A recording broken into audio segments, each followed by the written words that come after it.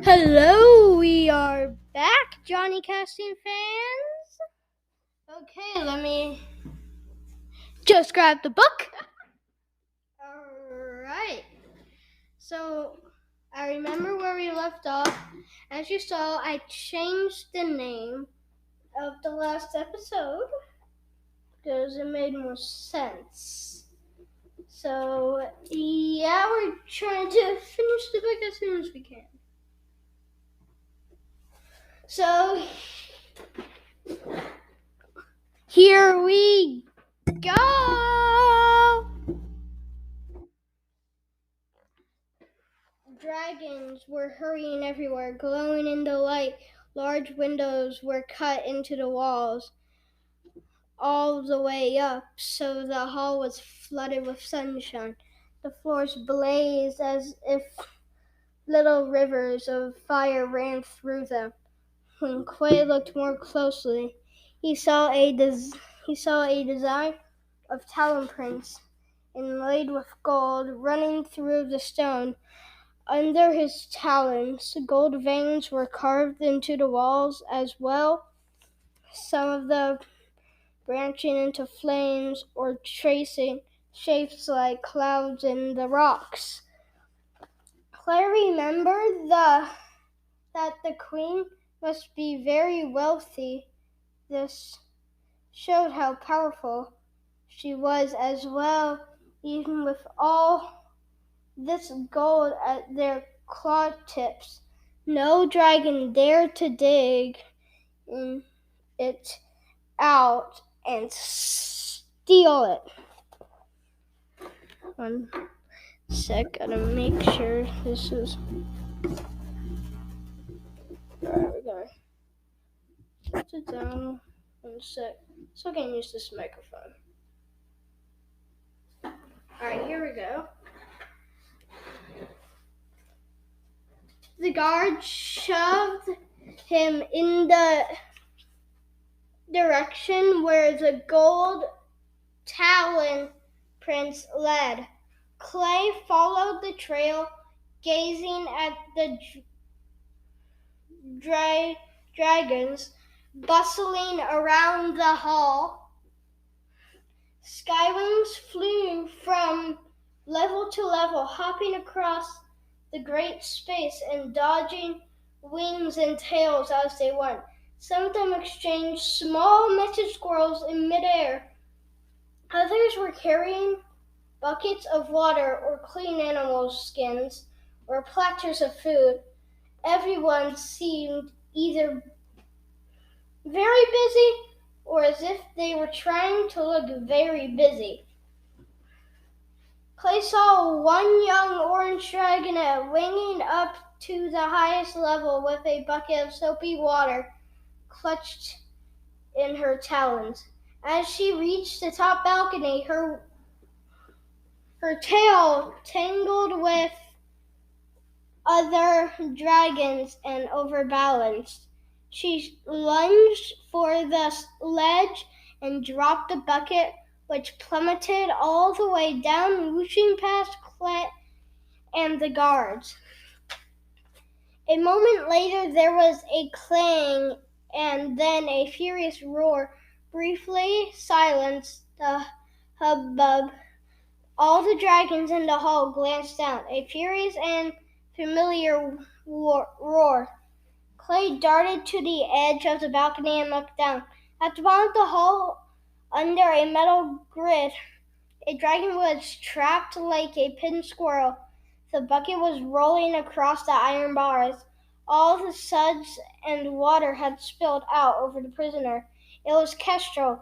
She seized the bars and rattled them angrily as the murmur of laughter rippled around the hall. Clay didn't get a chance to see anything more. The guards yanked him back and shoved him along the talon print trail again. He wondered if that was a special cell for particular bad prisoners, and if so, what had Kestrel done to deserve it? She never talked about her life before the times of peace, or why she'd left the Skywing Kingdom.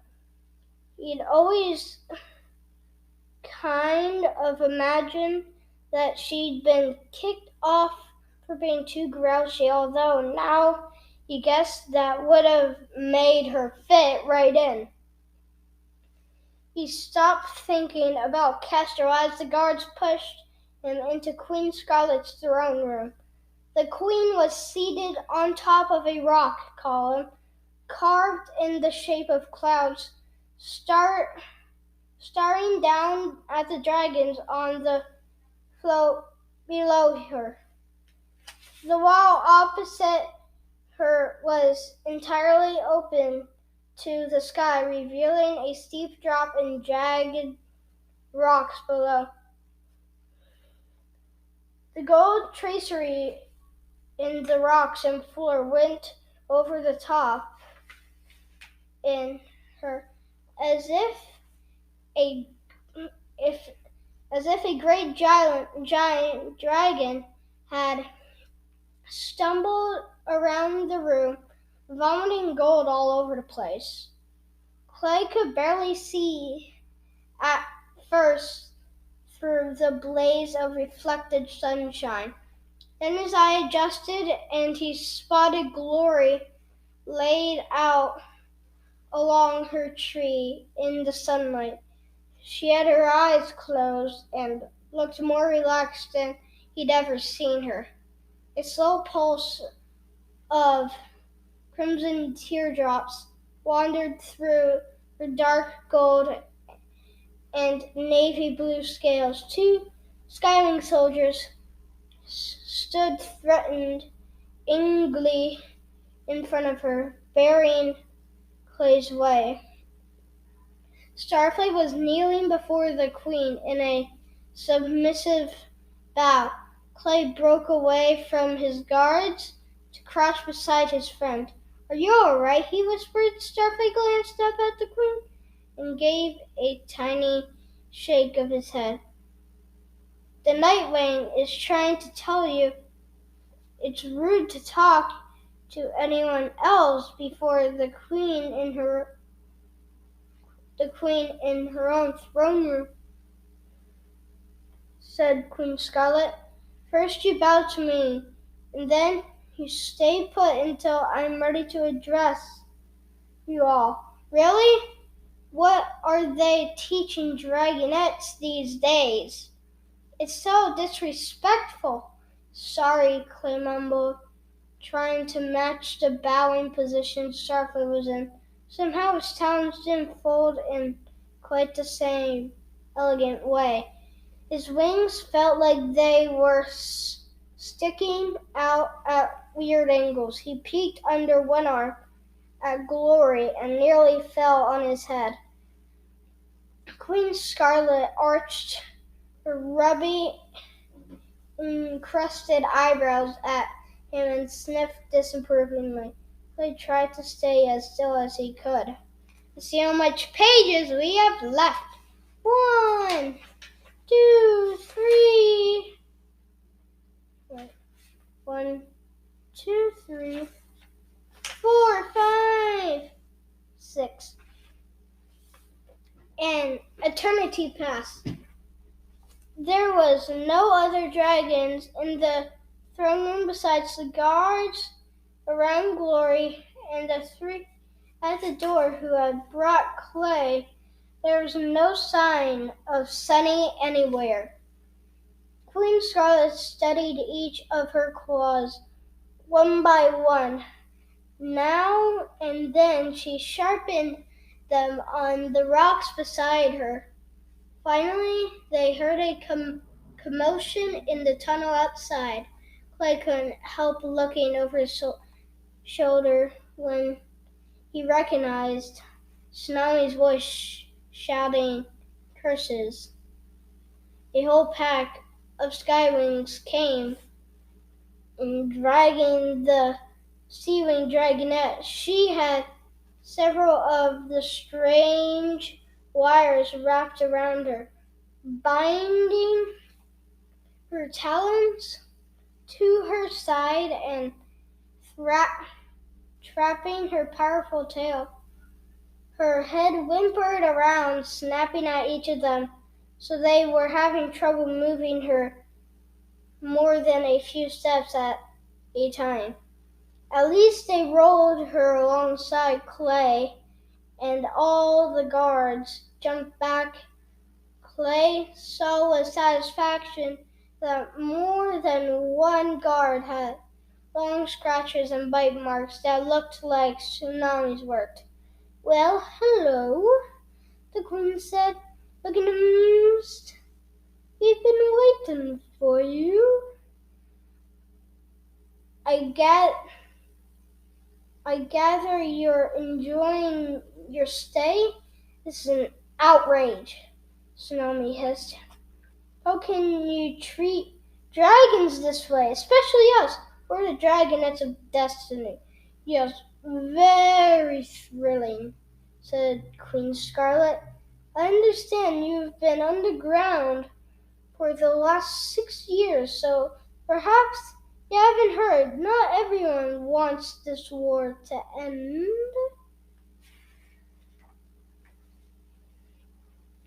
Starfleet shifted a little on Clay's left side, and Clay could tell he wanted to argue, but the Nightwing kept silent. Personally, I think the war is quite entertaining, the Queen went on. I pick up lots of contenders for the arena from the battlefield, and it's a terrific distraction for those dragons who might otherwise have challenged me for the throne. No one's even tried in about 8 or 9 years. Saves me a lot of trouble. So it's all right with you that hundreds of dragons have died all across the world. Tsunami spat. The Queen gave a pitying look, as if you know anything about that. Have you even been in a real battle? Have you even seen hundreds of dragons die? Do you know anything really about this war? Tsunami's mouth opened and closed a few times. We've studied it, she said fiercely. We know it's awful. We know innocent dragons are getting hurt. Well, it's easy to say war is awful, Queen Scarlet said, waving one talon.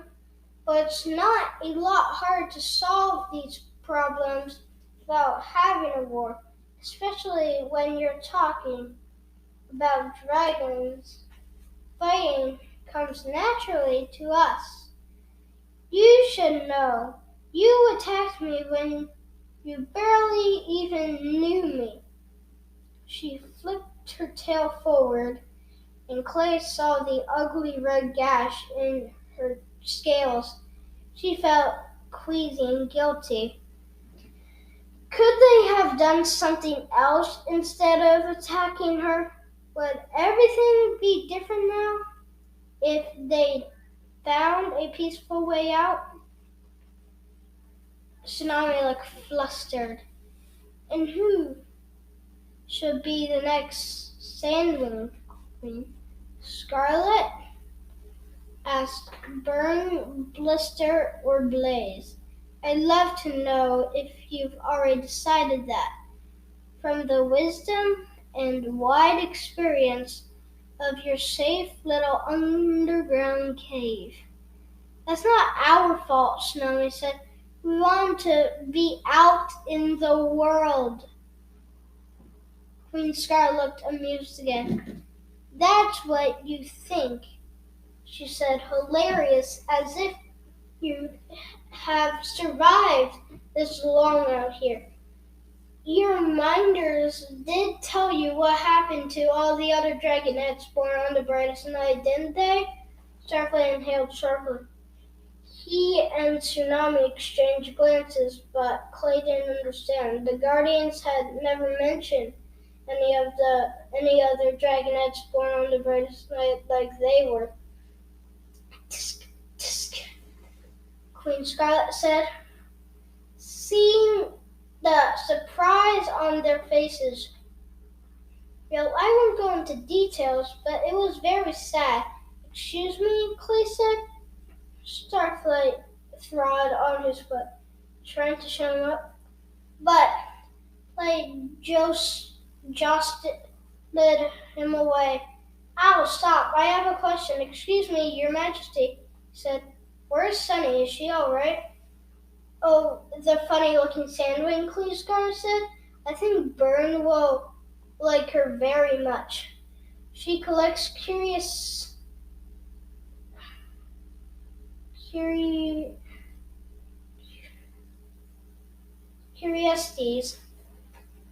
You should see her palace. It's quite horrifying, full of two-headed lizards and even toad dragon talons and stuffed scavengers with the palest skin you've ever saw. She shuddered. That misshapen dragonette will be the perfect present for her. You can't give Sunny to Burn, Tsunami Flare. We have to stay together. I can do whatever I like, Queen Scarlet said. This is my kingdom. What about Glory? Clay asked. What's wrong with her? Nothing's wrong with her, said the Queen. She's quite perfect if you ask me. A loving accessory for my throne's room. But why is she all sleepy, Clay asked. Moonwings are naturally lazy creatures, Queen Scarlet said. Hadn't you noticed? But then mudwings aren't known for their brains. Clay stared at Glory. Her eye had twitched. Was he just imagining the slight movement of her wings? Was she asleep or was she listening? Didn't she care what the Queen said about her? You have to let us go, Tsunami said. You can't stop the prophecy, and shh, said the Queen. And one of the soldiers prodded Tsunami with a long stick. You spunkiness started to bore me. Now listen, in 2 days we are having a big celebration for my hatching day. I want all 3 of you to be thrilling and fierce in the arena for me. But I also promised my subjects that today's fight would be exciting. So if I put one of you into it, it would be very thoughtful if you could win. So is the Nightwing up to it? Which of you is most likely to win a battle to death against, let's say, an ice cream? Me, Clay, and Tsunami both said at the same time. Starflight stared down at his talons, looking miserable. Adorable, the Queen said, narrowing her eyes at them. But seriously, me, Clay said. I'm a great fighter. Put me into it. No way. Was he going to watch while Tsunami got slaughtered? Especially since the others would need her much more than him to have a chance of escaping this place? You're delusional, Tsunami snapped at him. I beat you all the time. I'm the strongest of all of us. Not all the time, Clay said. And a mudwing would be more exciting than just another seawing, wouldn't it? He said to the Queen. True, she mused. Just another seawing? Snarling Range? How dare you? You know I'm the best fighter. I love your enthusiasm, Dragonettes, the Queen said, clapping her wings together. Guards, take these 2 away. She flicked her tail at Tsunami and Starflight. The Skywings came toward them, eyeing Tsunami's teeth unhappily. As for this one, Queen Scarlet pointed at Queen, Her eyes were malicious yellow slits, preparing for the arena. This is going to be our longest episode yet. Chapter 18. We'll just leave right here for now since this is taking a while. Let's just see how much pages we have left. 1, 2, 3, 4, 5, 6, 7. Okay, we'll continue tomorrow, okay? I have to change the schedule when we're finishing the book. So, bye-bye.